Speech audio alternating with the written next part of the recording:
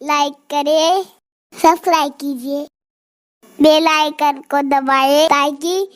ہماری ویڈیو سب سے پہلے آپ کے پاس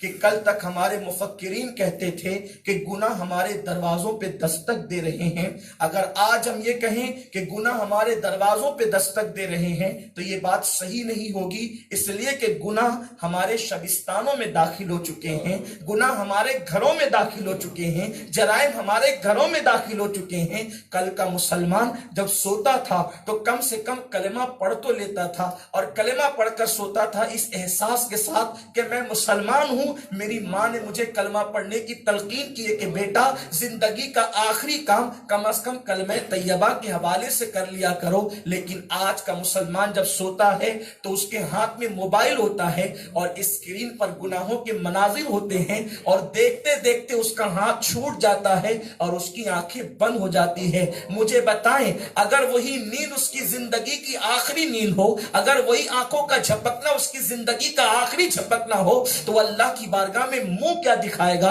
انسان اس سے کوسوں دور ہو چکا ہے، اس فکر سے کوسوں دور ہو چکا ہے۔ ایسے وقت میں جبکہ اللہ اکبر تاجر بھی گناہ کر رہا ہو، اہل منبر و محراب بھی گناہوں میں ڈوبے ہوئے ہوں، جبکہ اللہ اکبر میرے آقا صلی اللہ علیہ وسلم کے غلاموں، انسان غریب امیر چھوٹا بڑا مرد عورت سب جرائم میں ڈوب جائیں، اس وقت آخر کون سی ایسی چیز ہے، کون سا ایسا تصور ہے جو انسان کو گناہوں سے بچا سکتا ہے؟ تو مختصر میں ہم یہی کہہ سکتے ہیں، صرف اللہ کا خوف ہے، خدا کی خشیت ہے جو انسان کو گناہوں سے بچا سکتی ہے۔ اس کے سوا دنیا کی کوئی دوسری طاقت ایسی نہیں ہے جو انسان کو گناہ سے بچا سکے، جو انسان کو برائیوں سے بچا سکے۔ آئیے آپ دیکھیں عرب کی وہ سرزمین، اللہ اکبر، جو پتھروں کی سرزمین ہے، لوگوں کا حال یہ ہے کہ لوگ اس طرح بے خوف ہو چکے تھے کہ وہ ننگے ہو کر کعبے کا طواف کرتے تھے، ماؤں کے ساتھ کبھی کبھی وہ زنا کر لیا کرتے تھے،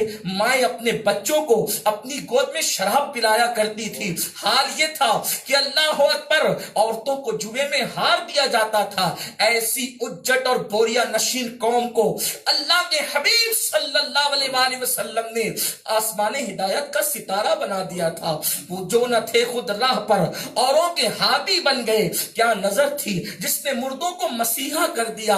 آخر اللہ کے حبیب صلی اللہ علیہ وآلہ وسلم نے اس قوم کو کس طریقے سے خدا کی پہچان اور معرفت عطا کی تھی؟ تو ماننا پڑے گا اللہ کے حبیب صلی اللہ علیہ وآلہ وسلم نے خدا کی خشیت، اللہ کا خوف ان کے دلوں میں ایسے کوٹ کوٹ کے بھر دیا تھا کہ اللہ جو ظلم کرنے والے تھے وہ عدل کرنے پہ مجبور ہو گئے تھے، بتوں کی عبادت کرنے والے خدا کی بارگاہ میں سر جھکانے پہ مجبور ہو گئے تھے۔ ایک ہی طاقت ہے، اللہ کی خشیت، اللہ کا خوف، جو انسان کو صنم خانوں سے روک کر خدا خانے کی طرف رخ کرنے پہ مجبور کر دیتی ہے۔ اللہ کا خوف جس کے دل میں بس جاتا ہے، پھر وہ گناہوں کے اڈوں کو چھوڑ کر اللہ رب العزت کی عبادت کی طرف وہ آ جاتا ہے۔ مصطفیٰ کا گھرانہ